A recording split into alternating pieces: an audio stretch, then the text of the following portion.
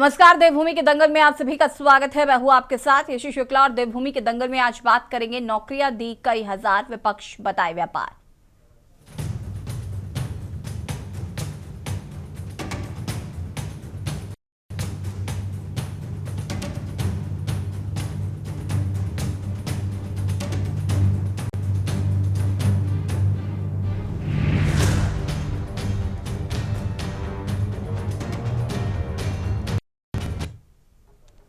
उत्तराखंड राज्य सरकार निरंतर प्रदेश को विकसित करने की दृष्टि से संकल्पबद्ध होकर कार्य कर रही है। प्रदेश के गांव-गांव, शहर-शहर किसी भी प्रकार की पूर्ति करने में राज्य सरकार पीछे नहीं है।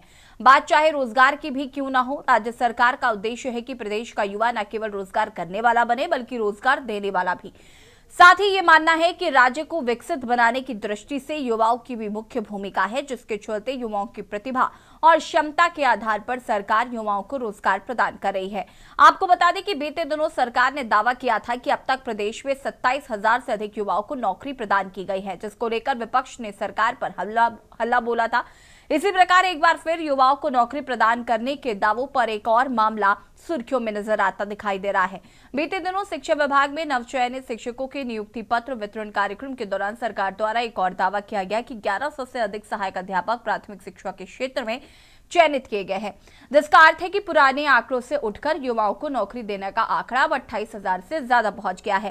साथ ही ये आंकड़ा निरंतर इसी प्रकार बढ़ता रहे, उसके लिए सरकार संकल्पित है और पारदर्शिता के साथ कार्य भी कर रही है। वहीं जिस प्रकार विपक्ष को अपनी नजरों में पुराने आंकड़े केवल हवाई दिखाई पड़ रहे थे, इस बार भी विपक्ष ने सरकार के दावों को फर्जी करार दिया है। विपक्ष का आरोप है कि सरकार के मंत्री नौकरियों को बेचने का काम कर रहे हैं। आपको बता दें कि विपक्षी पार्टी कांग्रेस के प्रदेश अध्यक्ष द्वारा यह बात दिल्ली में एक प्रेस वार्ता के दौरान रखी गई, जिसके चलते राजनीतिक सरगर्मियां तेज हो गई हैं। विपक्ष का कहना है कि प्रदेश में सरकार द्वारा नौकरियों को दिया नहीं बल्कि बेचा गया है। वहीं इस बयान ने राजनीतिक गलियारों में हलचल पैदा कर दी है, जिसके बाद पक्ष विपक्ष आमने सामने नजर आ रहे हैं। आज चर्चा इसी मुद्दे पर करेंगे, उससे पहले रिपोर्ट। उत्तराखंड शिक्षा विभाग में 1035 नए सहायक अध्यापकों की नियुक्ति हो गई है। इन सभी को मुख्यमंत्री पुष्कर सिंह धामी ने नियुक्ति पत्र सौंपे। बुधवार को राजकीय दून मेडिकल कॉलेज देहरादून में नियुक्ति पत्र वितरण कार्यक्रम आयोजित किया गया, जिसमें मुख्यमंत्री धामी ने चयनित 1035 सहायक अध्यापकों को नियुक्ति पत्र प्रदान किए। शिक्षा मंत्री डॉक्टर धन सिंह रावत ने बताया कि पिछले 4.5 वर्षों में शिक्षा विभाग में 11,500 से अधिक नियुक्तियां की जा चुकी हैं। इसके साथ ही 3,500 से अधिक पदों पर भर्ती प्रक्रिया भी चल रही है। मंत्री ने कहा कि राज्य में शिक्षा में नवाचार पर विशेष ध्यान दिया जा रहा है, ताकि बच्चों को बेहतर और गुणवत्तापूर्ण शिक्षा मिल सके। वहीं विपक्ष ने सरकार के दावों को फर्जी करार दिया है और आरोप लगाया कि सरकार के कुछ मंत्री नौकरियों को बेचने का काम कर रहे हैं। आज शिक्षा विभाग में सहायक अध्यापकों के लगभग 1100 से ज़्यादा जो सहायक अध्यापकों को आज नियुक्ति पत्र वितरण यहाँ पर हुए हैं और इसके बाद ये संख्या हमारी 28,000 से ज़्यादा हो गई है। और ये नियुक्तियों का क्रम अभी रुकने वाला नहीं है, ये अनवरत रूप से चलेगा। ये हमारा संकल्प है कि प्रदेश के नौजवानों को, युवाओं को, विद्यार्थियों को उनकी योग्यता, प्रतिभा और क्षमता के आधार पर उनको रोजगार मिले, उनको चयन का अवसर मिले, भर्ती प्रक्रियाएं पारदर्शी हों। और इन वर्षों में भर्ती प्रक्रियाएं पारदर्शी हुई हैं, सख्त नकल का कानून है। आज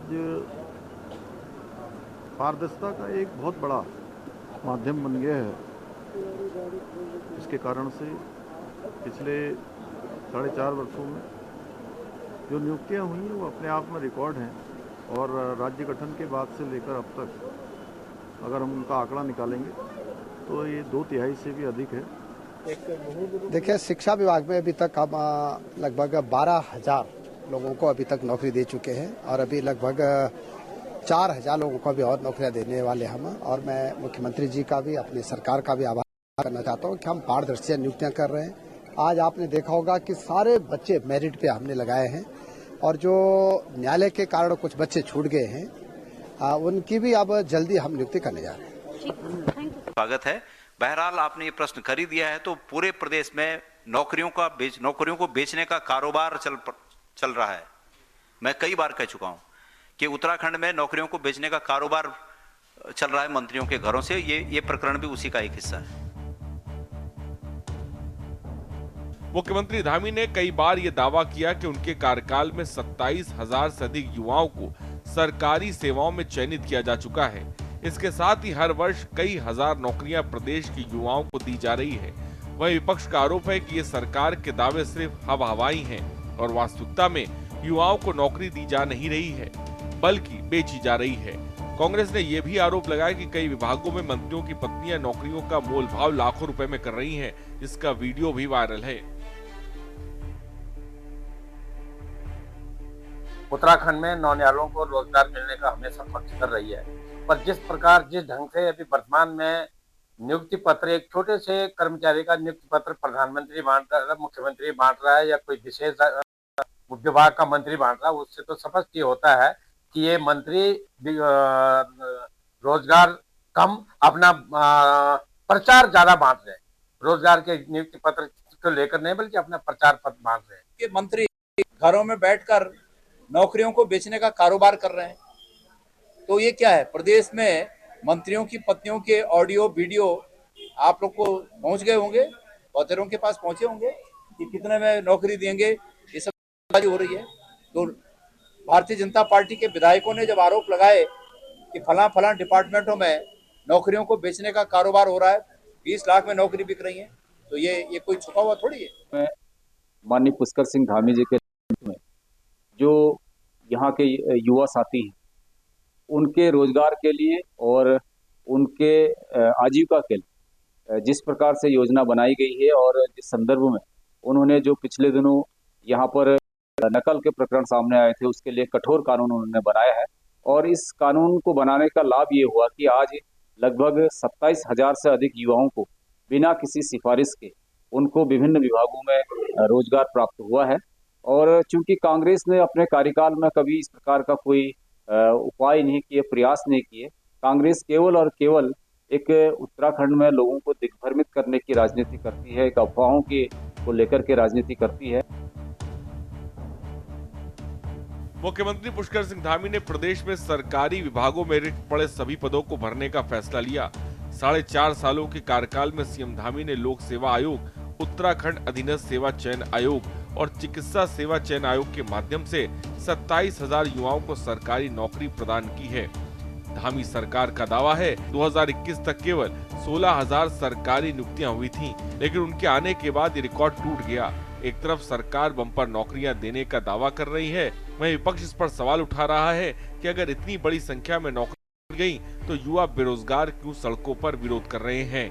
उत्तराखंड डेस्क रिपोर्ट।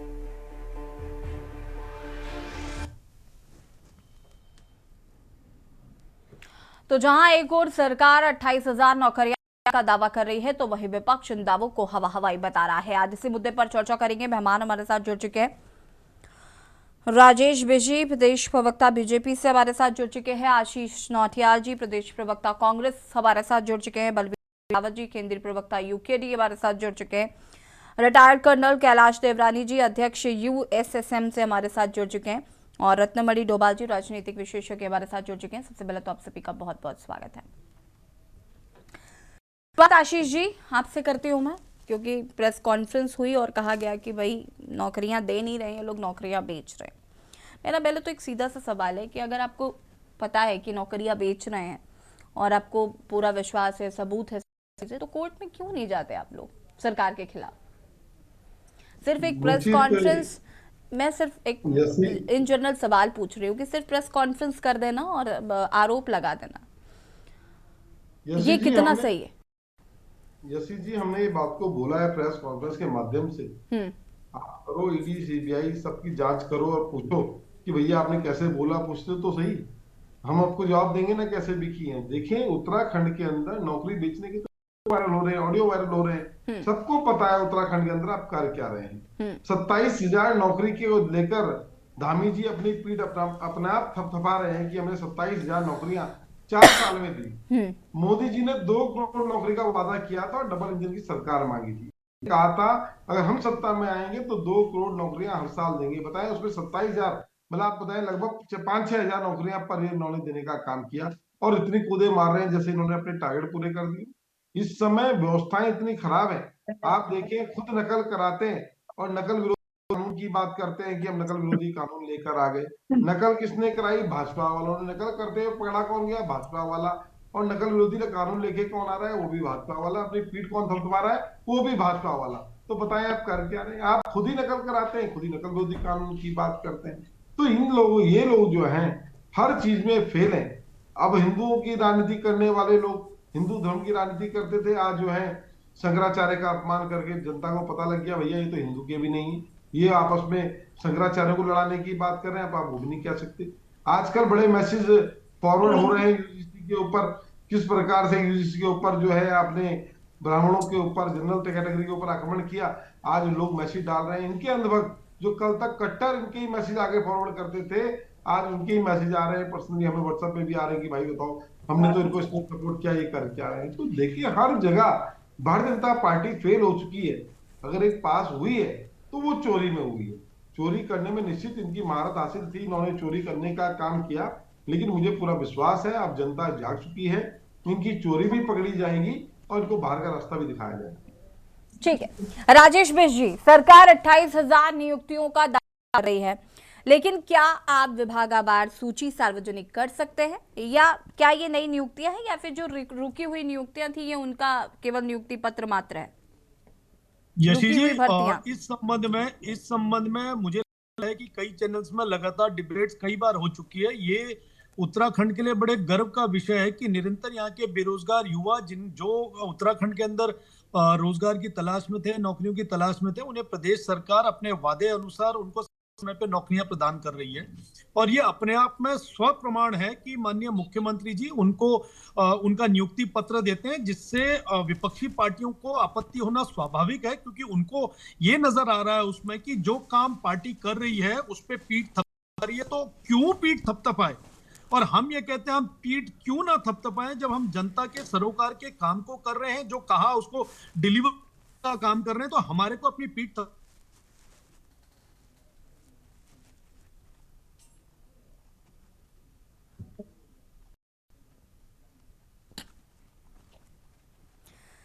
राजेश जी आपकी आवाज हम तक नहीं आ पा रही है, वापस आएंगे आपके पास। बलवीर सिंह रावत जी केंद्रीय प्रवक्ता हमारे साथ यूकेडी से जुड़े हुए हैं।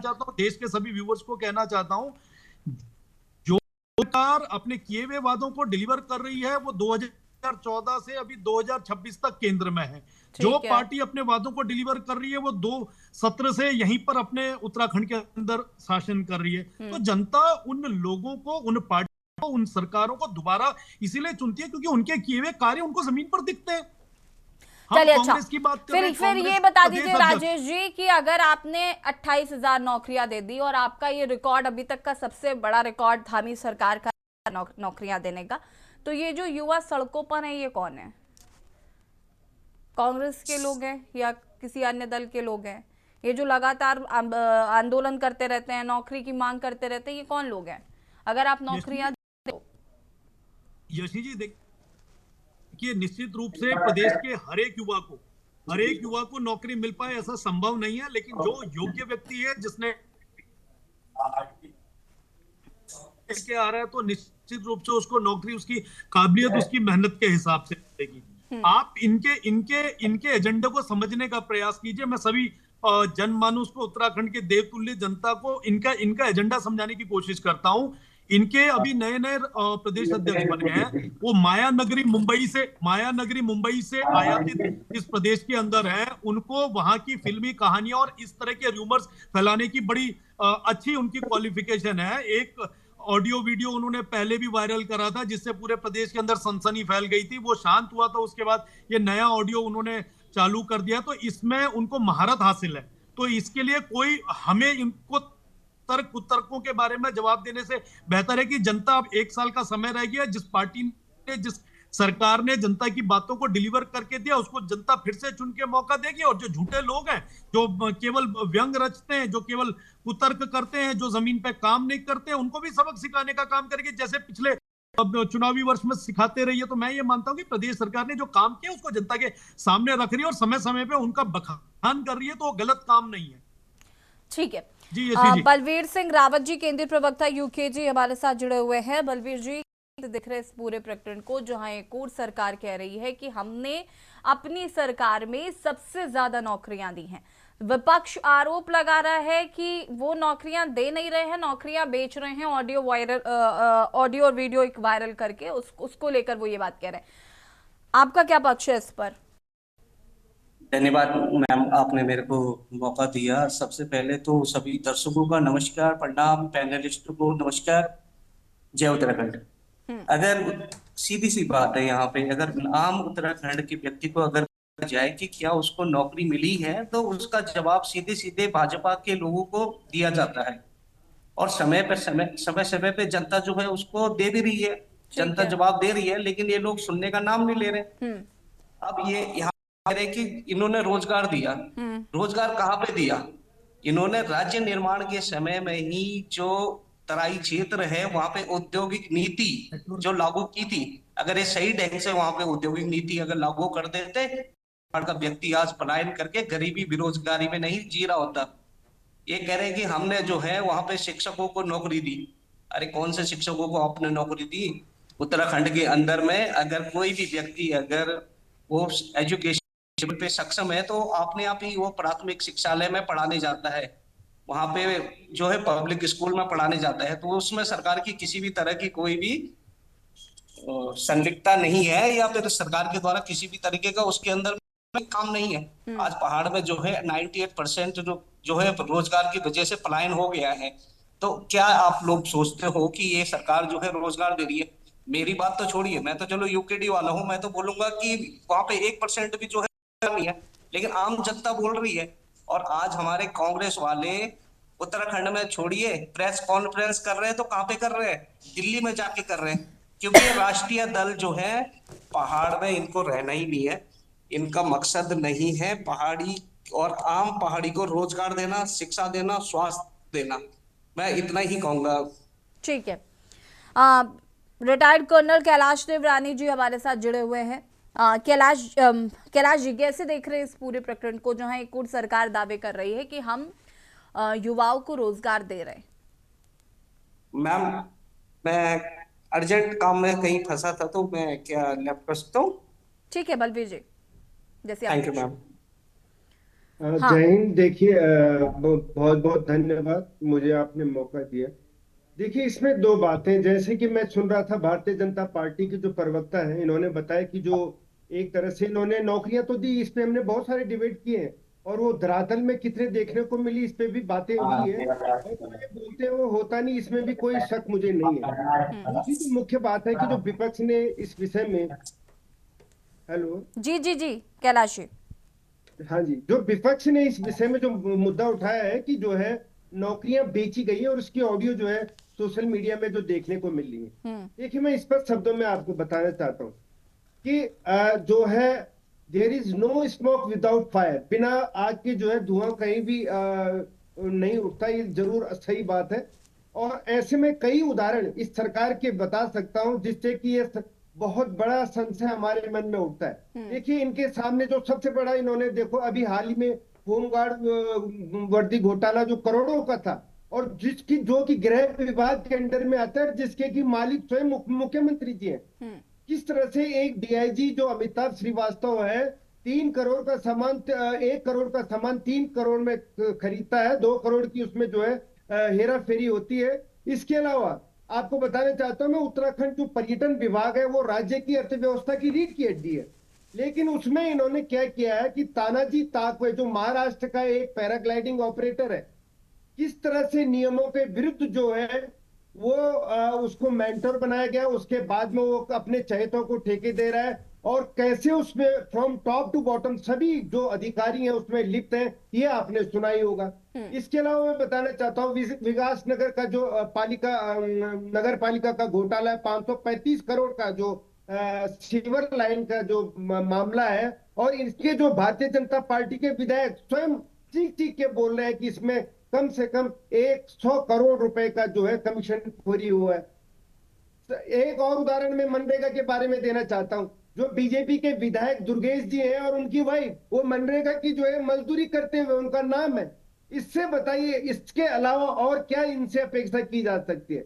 उधम सिंह नगर का जो एक गुनसाली गांव है, वहां के लोगों ने चीख चीख कर कहा है कि हमारी जो मनरेगा की जो हमें वो मजदूरी थी नहीं मिली, लेकिन ऐसे लोगों का नाम उसमें लिखा गया है, हजारों करोड़ों का उसमें जो है वो पेमेंट हो चुका है, लेकिन हमारी मजदूरी आज तक नहीं मिली। कृषि घोटाला हो, पेपर लीक घोटाला हो, स्वास्थ्य घोटाला हो, शिक्षक ट्रांसफर घोटाला हो, प्रमोशन घोटाला हो, सबसे बड़ा सैन्य धाम घोटाला हो, लेकिन कहीं से किसी प्रकार से इस सरकार ने आज तक इन घोटालों के बारे में कोई बात नहीं की।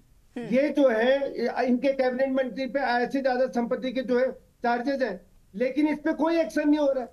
30 करोड़ की जो है एफडी जो है इनके जो पूर्व विधायक थे भारतीय जनता पार्टी के श्री हरक सिंह रावत जी, जो भी कांग्रेस में चीख चीख के बोल रहे थे, जिन्होंने स्वयं एक्सेप्ट किया कि 1 करोड़ का मैंने भी चेक दिया है, वो 30 करोड़ का चेक जो है इनकी फंडिंग के लिए दिया गया, खनन उगाही करके, क्या हुआ आज तक उसमें? इनकी, मैं इसलिए बोलना चाहता हूं कि इनकी हर बातों में जो है घोटाले और भ्रष्टाचार है। इसलिए जो ये अभी विपक्ष के द्वारा जो ये आरोप लगाया जा रहा है, मुझे इसमें बिल्कुल भी कहीं किसी प्रकार का संशय नहीं है। जरूर हो सकता है कि जो ये एडवर्टीजमेंट दिखा रहे हैं, विज्ञापन कर रहे हैं कि हमने इतनी नौकरियां दे दी, वो नौकरियां किसी को उसकी काबिलियत से मिली या नहीं मिली, बेची जरूर जा सकती है। ठीक है, आप सभी हमारे साथ बने रहिएगा, चर्चा को आगे बढ़ाएंगे और उसके बाद रतनमणि डोभाल जी का रुख करेंगे और बात कर रहे हैं जिस तरीके से सरकार दावे कर रही है कि हमने 28,000 नौकरियां प्रदेश में युवाओं को दी है, तो वही विपक्ष इनको लेकर आरोप लगा रहा है। रुकेंगे छोटे से ब्रेक के लिए, जो हाजिर होते हैं।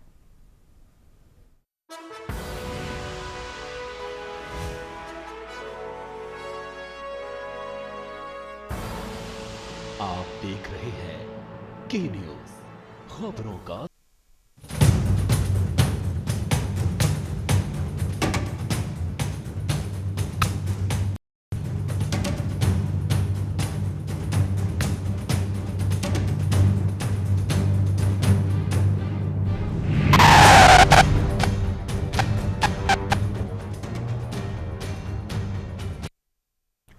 ब्रेक के बाद एक बार फिर से आप सभी का स्वागत है और देवभूमि के दंगल में बात कर रहे हैं। नौकरियां दी कई हजार, विपक्ष बताए व्यापार, चर्चा इसी पर। और मेहमान हमारे साथ लगातार जुड़े हुए रतनमणि डोभाल जी, राजनीतिक विशेषज्ञ हमारे साथ जुड़े हुए। रतनमणि जी, कैसे देख रहे हैं इस पूरे मामले को, जहां एक ओर सरकार अपनी पीठ थपथपा रही है कि हम युवाओं को रोजगार दे रहे हैं और एक आंकड़ा बताया जा रहा है कि इतने इतने समय में थामी सरकार ने युवाओं को रोजगार दिया है। विपक्ष का कहना है कि नौकरियां दे नहीं रहे हैं, ये नौकरियां बेच रहे हैं, ऑडियो वीडियो वायरल कर रहे हैं, प्रेस कॉन्फ्रेंस कर रहे हैं दिल्ली में। कैसे इस पूरे प्रकरण को देखते हैं? देखिए, आप बाइट दिखा रही थी मुख्यमंत्री जी की भी और जो हमारे चिकित्सा मंत्री धन सिंह रावत जी की भी। इस संख्या को अगर उनकी बाइट से आप ले ले तो उसी में विरोधाभास है। मुख्यमंत्री कुछ संख्या बता रहे हैं और जो नौकरी दे रहे हैं शिक्षा मंत्री वो कुछ और बता रहे हैं, कुछ और विषय अलग अलग दे रहे हैं। लेकिन हम ये मान लेते हैं कि आपने 28,000 नौकरियां दे दी होंगी और ये भी हम मान लेते हैं जो विपक्ष कह रहा है कि आपने बेच दी है तो वो बिकी भी होंगी, ऐसा कोई बहुत बड़ी बात नहीं है, ये सब चलता है। मैं थोड़ा एक चीज आपके सामने ये रखना चाह रहा हूँ, ये उसके मुकाबले ये है वर्ष 2021-22 का जो इनका बजट में जो दस्तावेज सरकारी, उस दस्तावेज ये कहता है, ये ऐसा नहीं कि कोई हमारे यहाँ अलग से, ये जो उत्तर प्रदेश राज्य के तहत जो विभागों में स्वीकृत पद हैं उसके सापेक्ष में कुछ नहीं बैठते। उसमें ये बता रहे हैं कि 57,000 पद रिक्त है हमारे पास। आपने कोई नई नियुक्ति नहीं करनी है, नया कुछ नहीं है, जो सर्जित पद है उन्हीं पर वो 57,000 है। ये इसी सरकार का बजट पत्र कह रहा है, उसका दस्तावेज में उल्लेख ये किया है। और आप 28,000 पे अटके हुए हैं, अगर ये भी सही है और फिर भी ढोल बजा रहे हैं। और ये नई परंपरा आपने शुरू करी है कि विभागाध्यक्ष नहीं नौकरी दे रहा है, मुख्यमंत्री दे रहा है, कल चला जाना है।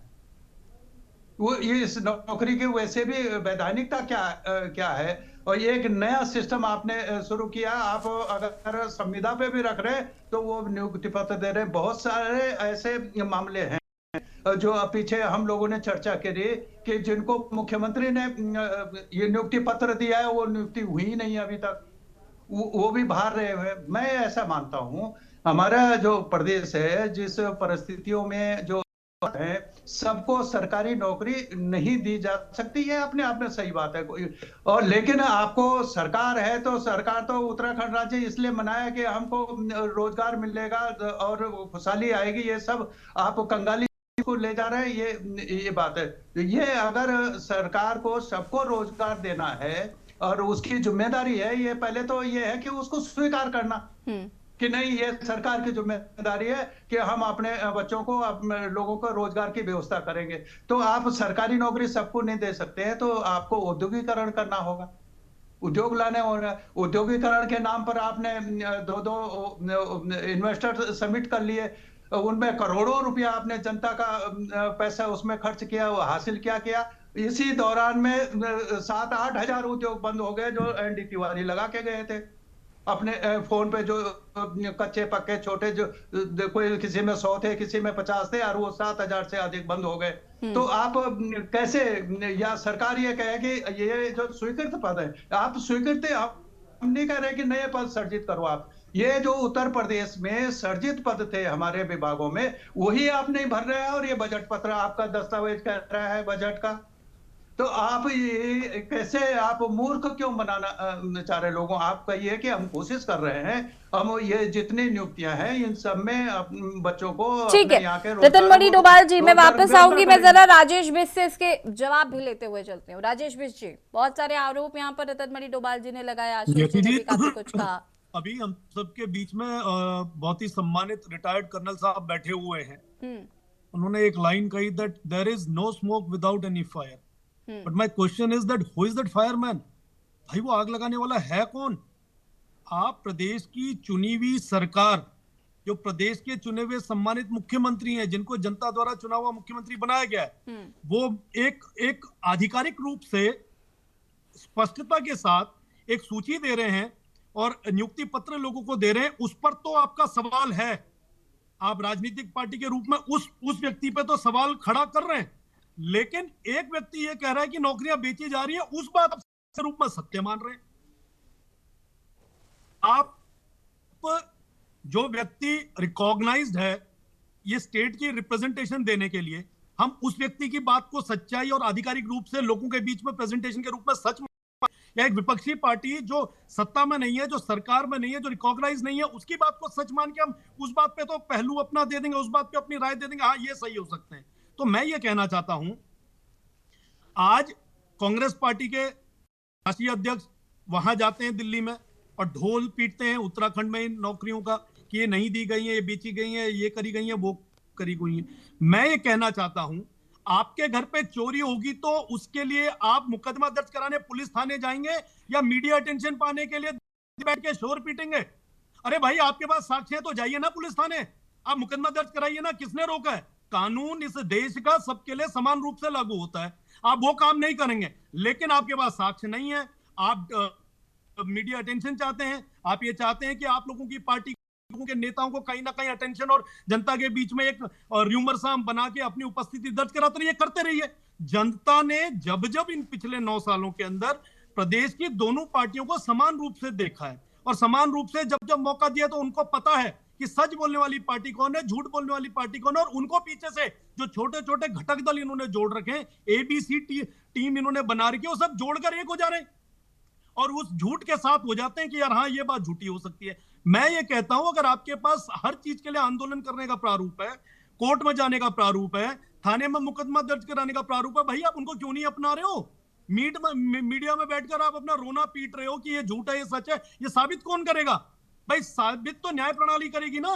न्यायपालिका में जाओ, आप थाने में जाओ ना, कंप्लेंट करो अगर आपकी बात में जरा भी सच्चाई है, लेकिन वहां जाने के लिए इनके पास कोई भी प्रूफ नहीं है। तो किसी तरह की अनर्गल बयानबाजी देने से कोई भी सम्मानित व्यक्ति जो इस देश का नागरिक है, खासतौर पे जब मैं आर्मी की बात करता हूं तो मुझे समझ आता है कि आर्मी का व्यक्ति बहुत ही सम्मानित और डेकोरेटेड पद पर होता है, तो इस लाइन का हिस्सा मत बनिए जिस लाइन में किसी प्रकार के कोई साक्ष्य नहीं है। आपके पास साक्ष्य है, आप अच्छे खासे शिक्षित और डेकोरेटेड एक्स ऑफिसर रहे, आप जाइए ना, आप भी तो मुकदमा दर्ज करा सकते हैं। आप ऐसे क्यों कह दे रहे हैं खामखाई कि यार ये नहीं हुआ है, वो नहीं हुआ है? आप बताइए ना, साक्ष्य देकर बैठिए वहां पर, आपको किसने रोका है? और अगर हमारे विधायक, हमारे नेता अगर किसी तरह की कोई बयानबाजी, उनकी हिम्मत तो देखिए कि एक ही पार्टी के अंदर रहकर अगर वो किसी तरह की गलती को पकड़ते हैं, गलतियां कहां नहीं होती हैं, उन्हें गलतियों को पकड़ के बोलते हैं, कम से कम उनके अंदर ये निर्भीकता तो है, कम से कम वो सच्चाई बोलने की हिम्मत रखते हैं। हम मीडिया पे बैठ जाते हैं, मीडिया पे बोल के हम कुछ भी कहना शुरू कर देते हैं, ऐसे नहीं होता। तो आ जाइए थाने में, मुकदमा दर्ज कराइए, कोर्ट में जाइए, एक पिटीशन दायर कर दीजिए, आपकी बात में कितनी सच्चाई है। आशीष ना उसके नौटियाल बाद जी, आपका जवाब झूठ का दीजिए। झूठा, पानी का पानी होगा। पहले तो यही सवाल है कि यहाँ उत्तराखंड की बात को दिल्ली में प्रेस वार्ता करने का क्या मतलब है, और दूसरा यही कि यही हैरानी की बात है, यही हैरानी की बात है। मैं 30 सेकंड में एक बात कहना चाहता हूं। देखिए, अभी नए नए इनके प्रदेश अध्यक्ष बने हैं, मायानगरी मुंबई से आए हुए हैं, और वो वहां के तंत्र मंत्र भेद नाटक रूप सब चीजें जानते हैं, उससे उनको बड़ी अच्छी उपलब्धता है उनके पास। तो वो चीज वो करके एक मीडिया अटेंशन चाह रहे हैं, इससे कुछ नहीं होने वाला। ये ड्रामा पूरा प्रदेश जानता है, और इसके नतीजे 6 महीने बाद, 8 महीने बाद या साल भर बाद जब भी चुनाव होने वाले, इसके नतीजे ग्राउंड लेवल पे सबको दिखेंगे। इसलिए झूठ के साथ ही मत बनिए, सच्चाई है तो सच्चाई के आप साक्षी रखिए। और आशीष नौटियाल जी बताइए, बात उत्तराखंड की, चिंता उत्तराखंड के युवाओं की, दिल्ली में प्रेस कॉन्फ्रेंस क्यों? और उसके बाद अगर वाकई इन सब मामलों में सच्चाई है तो आप क्यों कोई कदम नहीं उठाते, कोर्ट पे क्यों नहीं जाते सबूतों के साथ, सरकार के खिलाफ मोर्चा खोलते हैं? सिर्फ प्रेस कॉन्फ्रेंस कर देना क्या जायज है? क्या ये उत्तराखंड के उन छात्रों के साथ भेदभाव नहीं है, या उन छात्रों के लिए नहीं है? देखें यशी जी, निश्चित आपने जो पहला सवाल करा कि आपने दिल्ली में जाकर क्यों बोला, तो दिल्ली हमारे देश की राजधानी है, और दिल्ली से हमारे कुछ अंधभक्त जो मीडिया चैनलों को देखते हैं वो दिल्ली से भी चलते हैं। तो निश्चित जरूरी जाता है कि दिल्ली में उन अंधभक्तों को बताना कि जिस सरकार के बारे में आप लोग सोचते हैं कि उत्तराखंड देवभूमि में बहुत अच्छा काम चल रहा है, पर उस देवभूमि के अंदर भारतीय जनता पार्टी की सरकार, जो सनातन की सरकार है, वो बेचने का काम करती है। और यही वो सनातन की सरकार है जो केदारनाथ मंदिर के अंदर से सोना चोरी करने का काम करती है। निश्चित हम बोलेंगे। क्यों डरते हो? चोर को डर लग रहा है कि मेरी बातें ज्यादा फैल रही है। और अभी बड़ा गुस्सा हो रहे थे मेरे भाई जी कर्नल साहब के ऊपर कि आप तो कर्नल हैं, आपने कैसे बोल दिया भाजपा को? क्योंकि भाजपा को बोलने का मतलब देश पर हमला करना। भाजपा कोई छोटी मोटी चीज थोड़ी बन गई। अब तो ये क्या बोलते विश्व गुरु और क्या अपने आप को होशियारी जी तो कहते कि भगवान की जगह अगर मोदी जी को ही पूछ लेते तो और अच्छा था। तो इस प्रकार के लोग हैं, और ये सोचते हैं कि जो भारतीय जनता पार्टी का समर्थन नहीं कर रहा है उसको ये बोल दें देश का गद्दार है। ऐसा नहीं है। भारतीय जनता पार्टी क्रिमिनलों की पार्टी बन के रह चुकी है। जिस पार्टी के अंदर जो गद्दार हो, जो गलत काम करा हो, जिसपे गलत आरोप हो, वो भारतीय जनता पार्टी में जाए और अपने पाप धोले। इस प्रकार का माहौल बनाने का ये लोग काम करते हैं, जबकि भारतीय जनता पार्टी के अंदर कितना कीचड़ है सब देख रहे हैं। आपने सुना होगा कि कीचड़ कमल जो है कीचड़ में ही खिलता है। तो वाकई इनके जो अंधभक्त हैं वो कीचड़ के समान है, जिनका दिमाग काम नहीं करता है। सिर्फ मतलब वो उनका सिर्फ काम है जो भाजपा की यूनिवर्सिटी। पहले सवाल का जवाब तो आपने दे दिया, हालांकि वो भी बहुत वैलिड नहीं था, लेकिन फिर भी मुझे ये बताइए, मेरे दूसरे सवाल का जवाब दीजिए ना, क्यों आप नई सरकार के खिलाफ मोर्चा खोल रहे हैं? निश्चित यशी जी, मैं आपको इस बात का भी जवाब दूंगा। हम जनता के दरबार में जा रहे हैं। जनता का दरबार भी तो एक दरबार है। और कोर्ट, अगर आप कहते हैं कोर्ट जाने की बात, कोर्ट हम गए थे। अभी जब इनके एक मंत्री के पति ने लड़कियों को बोला कि 20-20, 22-22 हजार में लड़कियां मिलती हैं, तो हम थाने गए थे रिपोर्ट लिखाने के लिए। डालन वाला थाने में सुबह से शाम तक हमारी महिला नेत्रियों को बस में बैठाकर ये पुलिस वाले इधर से उधर घुमाने का काम कर रहे थे, पर रिपोर्ट नहीं लिखी गई। वहां पर माननीय हरीश रावत जी को भी बैठना पड़ा। रात के 12-1 बजे एक आश्वासन दिया गया कि हम आपकी रिपोर्ट लिखेंगे। रिपोर्ट नहीं लिख रहे हैं। चोर की शिकायत चोर से करें, कैसे हो सकता है? निश्चित आप बताइए जी। मैं कोर्ट की बात कर रही हूँ, चोर हैं। मैं कोर्ट की बात कर रही हूँ, आप प्रशासन की बात कर रहे हैं, आप थाने चौकी की बात कर रहे हैं, मैं कोर्ट की बात कर रही हूँ। निश्चित जी, वहां पर आप एक याचिका डाल सकते हैं ना। वहां पर तो आप, अब ऐसा तो है नहीं कि कोर्ट के दरवाजे बंद हो जाते हैं, या उसका एक प्रोसेस ही है कि आपको पहले थाने में FIR लिखवानी। हाँ रतन मानी जी, मैं इसके बाद आती हूँ। यशी जी, कोर्ट इनको फटकार लगा कर कोर्ट भी परेशान है। यूजीसी के मामले में फिर फटकार लग गई सुप्रीम कोर्ट से। ये तो फटकार खा के भी नहीं संभलते हैं। जनता से पढ़ने दो ना थोड़ा फटकार, जनता को पता लगने दो।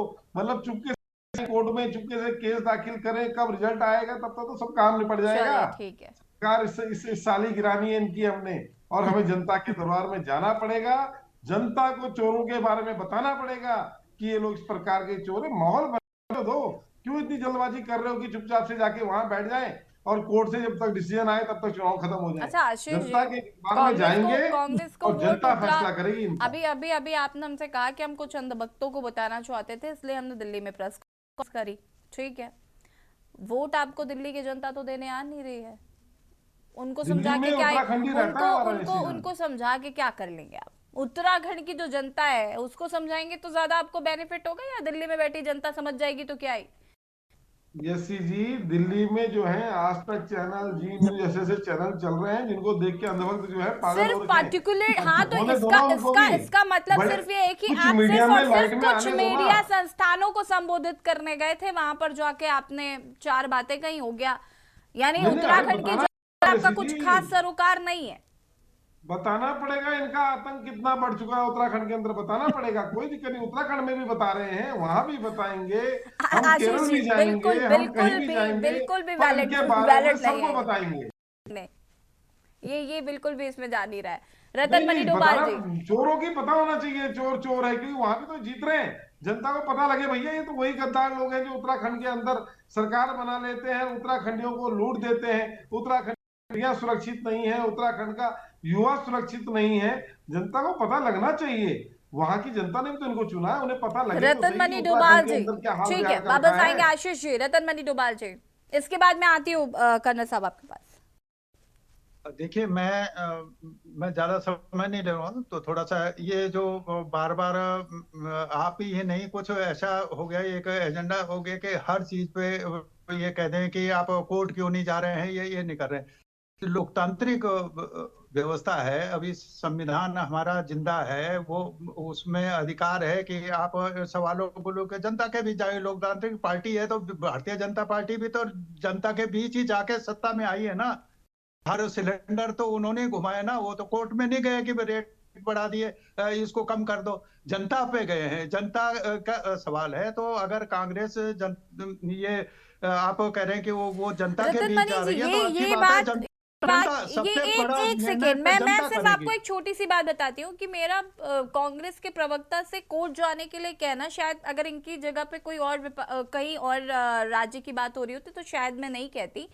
इनसे इसलिए कह रही हूँ क्योंकि कांग्रेस के जितने भी लोग हैं जब भी वो चर्चा में शामिल होते हैं, उनका स्टेटमेंट, या फिर चाहे वो गणेश घोरियाल जी हो, चाहे अन्य जितने भी इनके वरिष्ठ पदाधिकारी नेता जो भी हैं, वो हमेशा ये कहते हैं हम कोर्ट में जाएंगे, हम कोर्ट में ये कहेंगे।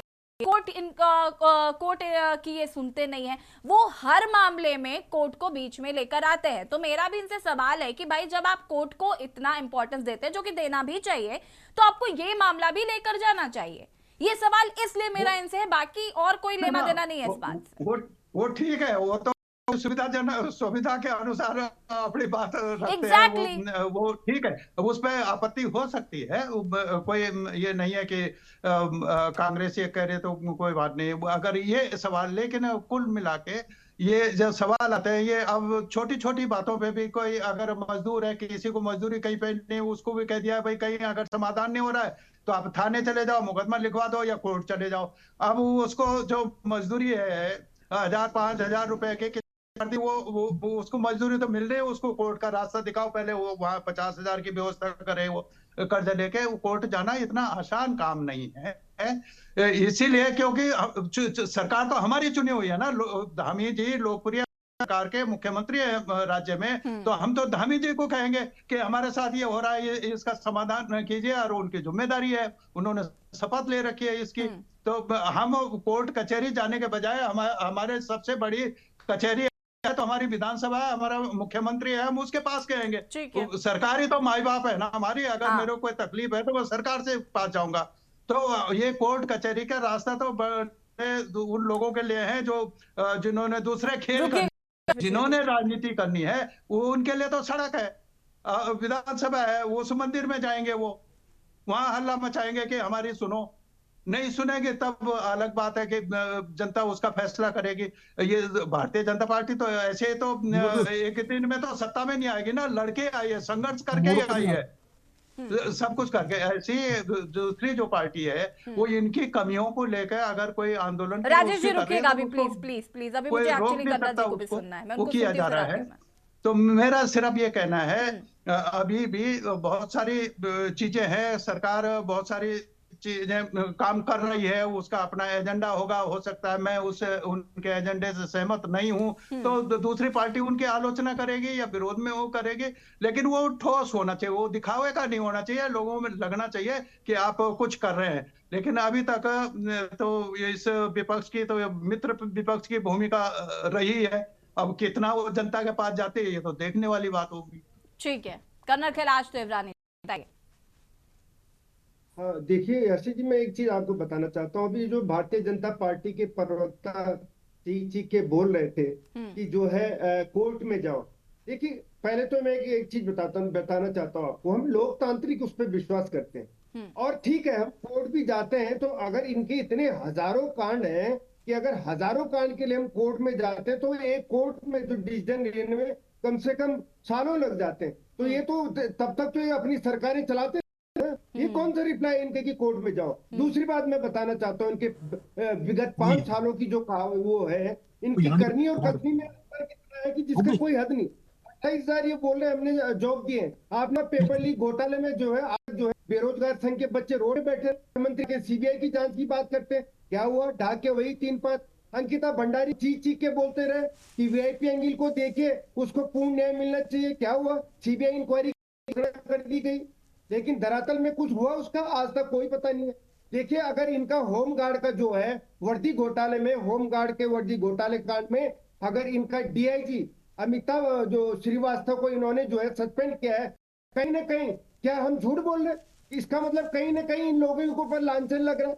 इनकी जो है नाक के नीचे चोरी हो रही है, इनके जो है ब्यूरोक्रेट्स इनकी बातें नहीं सुन रहे हैं। आप देखिए 2.5 करोड़ का कुक घोटाला जो वन विकास निगम का घोटाला है, 46 अधिकारी जो है सरकारी पैसे से अपने घरों में कुक रखे हुए 3 साल तक जो है कुक खाना बना रहे, तो क्या ये इनका कोई ऑडिट नहीं होता? क्या इनको कोई देखने वाला नहीं है? उसका कारण ये है याशी जी कि क्योंकि इनके जो ब्यूरोक्रेट्स हैं इन नेताओं की कमजोरी जानते हो। अगर उन ब्यूरोक्रेट्स के खिलाफ ये कुछ बोलेंगे तो इनके बदले में इनके खिलाफ उगलना शुरू कर देंगे, इसलिए इनको चुप रहना पड़ेगा। आज तक क्यों कार्रवाई नहीं हुई इस पे? 2.5 करोड़ का जो कुक घोटाला क्या गलत है? वो बताएं मुझे, जो भारतीय जनता पार्टी के प्रवक्ता है। दूसरा, इनके ही नेता ने चीख के बोला था, इन्होंने हरक सिंह रावत जी ने, क्यों कार्रवाई नहीं की? अगर वो झूठे थे तो उनके खिलाफ कार्रवाई होनी चाहिए थी, आखिर इन्होंने कार्रवाई क्यों नहीं की? इसका मतलब कहीं ना कहीं दाल में काला नहीं, पूरी दाल ही काली है। और ये चाहे कुछ भी बोले, लेकिन ये हकीकत है, जितने सत्ता से हटेंगे इनके जितने भी कारनामे, जितने भी भ्रष्टाचार घोटाले हैं, इनकी जांच होगी और अच्छी तरह से दूध और पानी का पानी हो। राजेश जी जवाब दीजिए।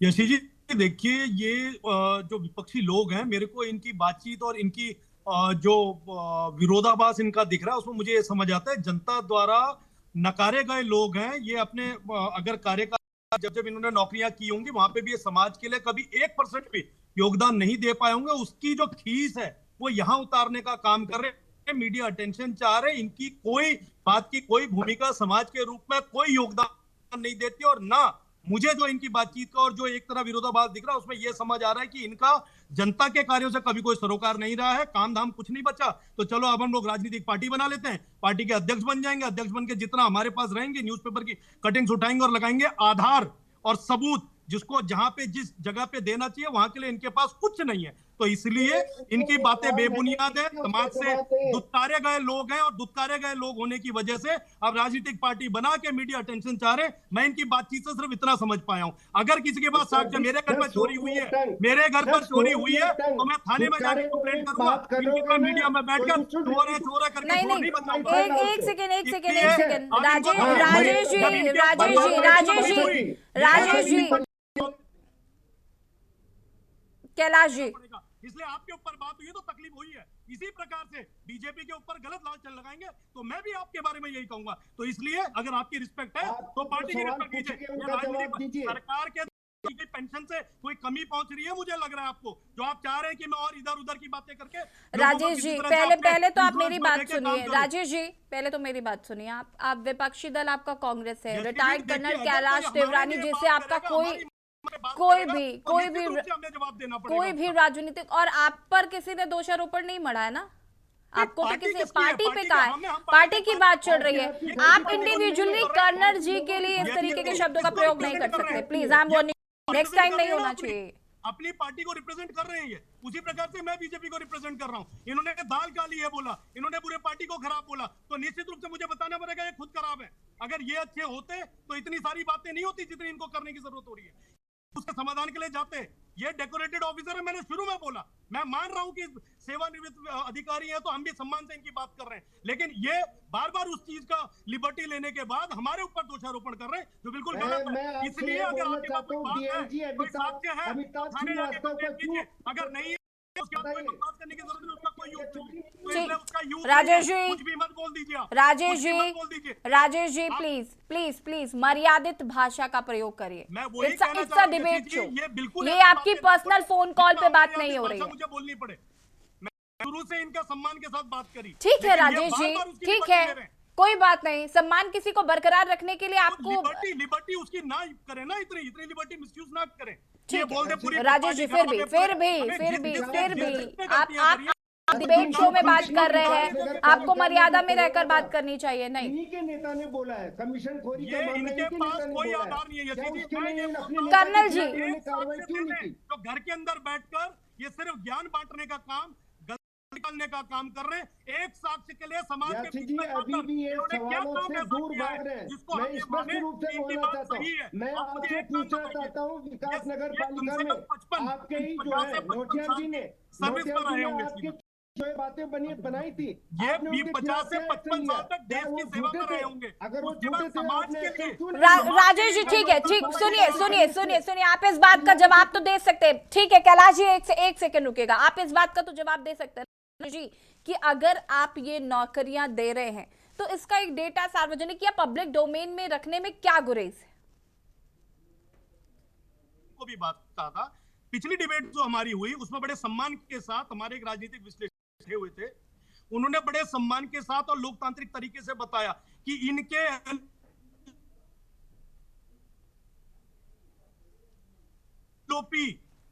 एलओपी अगर वो वहां जाके एक सूची मांगना चाहते हैं, उस सूची को सामने नहीं लाना चाहते हैं। क्यों? क्योंकि इनके जो कार्यकाल के अंदर दुनिया भर के घोटाले हुए जो ये प्रदेश में नहीं दे पाए युवाओं को, वो हमारे सामने बहुत बौने होते हैं। इसलिए मैं कह रहा हूं इनका एलओपी जब चाहे, इनके विधायकों ने हमेशा सत्र को बर्बाद किया है, जनता के सरोकार के कभी इन्होंने सवाल सत्र के अंदर नहीं किए हैं। आशीष नौटियाल जी, तो इसलिए मैं कहता हूं इनके एलओपी जब चाहे वहां पे विभाग से, सचिवालय से ये लिस्ट ले सकते हैं। वो लिस्ट सार्वजनिक है, इसलिए झूठ रोकने का काम ना करें। दिल्ली जाते हुए दिल्ली के लोगों को लेना चाहते हैं। ठीक है, वो कह रहे हैं कि इनके विधायक जाके लिस्ट देख सकते हैं, चेक कर सकते हैं। देखो, मेरे भाजपा के प्रवक्ता को एसीजी बहुत गुस्सा आया, क्योंकि कर्नल साहब को तो भाजपा का पक्ष रखना चाहिए, उन्होंने जो है भाजपा की बुराई कर दी। आपकी बी टीम में मैं जानता हूं, आपका क्या वो पाप हो गया, शर्म आनी चाहिए। नोटियाल जी, मैं ये भी जानता हूं। Rajesh ji, maintain the decorum of the debate please, don't interrupt. Rajesh ji don't interrupt please. आपने अपनी बात पूरी कर ली ना राजेश जी, आपने अपनी बात पूरी कर ली, please don't interrupt, this is not the right way. भाई ये दोनों लोग तो सत्ता के खेल में है, राजेश जी भी और कांग्रेस भी, तो सत्ता का खेल खेले गए, तो बीपी हमारा क्यों बढ़ा रहे हो? थोड़ा शांति से बात करो। नहीं यशी जी, अगर कर्नल साहब ने अगर कुछ सच बोल दिया तो ये उनपे पर्सनल अटैक करने जा रहे हैं। बताएं कितनी शर्म की बात है, आप उन पर पर्सनल अटैक कर रहे हैं। वो आर्मी में सेवा दे चुके हैं अपनी, हो सकता है वो कांग्रेस भाजपा की विचारधारा से संतुष्ट ना हो, किसी कारणवश उन्होंने अपनी पार्टी बनाई, तो उन्हें क्या उल्टा सीधा बोला कि उन्हें अधिकार नहीं है जीने का, उन्हें अधिकार नहीं है सेवानिवृत्त होने के बाद अपनी सेवाएं जनता को देने का, अपने नॉलेज, अपने ज्ञान को जनता में बताने का। लेकिन इस प्रकार वो मेरी पार्टी में भी नहीं है, लेकिन हम बोली भाषा का तहजीब जानते हैं, किस तरीके से किससे बात करना है। जरूरी नहीं है कि हर व्यक्ति कांग्रेस ज्वाइन कर ले या बीजेपी ज्वाइन कर ले। अपनी विचारधारा, अपनी सोच होती है, और निश्चित अगर समाज हित के लिए कुछ बात अगर वो बोल रहे हैं तो हमें सुनना और समझना चाहिए। उनकी अपनी सोच है, मेरी अपनी सोच है, आपकी अपनी सोच है, सब अपनी सोच के आधार पर बोलते हैं, तभी डिबेटिंग की जाती है। डिबेट का मतलब बातों को हम अपने तर्क रखते हैं, जरूरी नहीं है कि वो तर्क। अरे आशीष जी मुद्दे पर आ जाइए, समझ गए राजेश जी। मुद्दे पे नहीं आएंगे। राजेश जी को समझ आ गया, बताइए।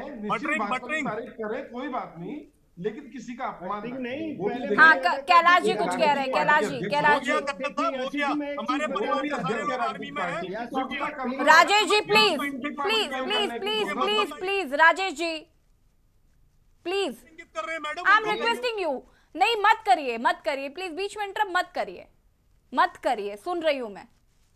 कैलाश जी, आपको लोग शांति से सुन रहे हैं तो आपका भी फर्ज बनता है कि आप सुन।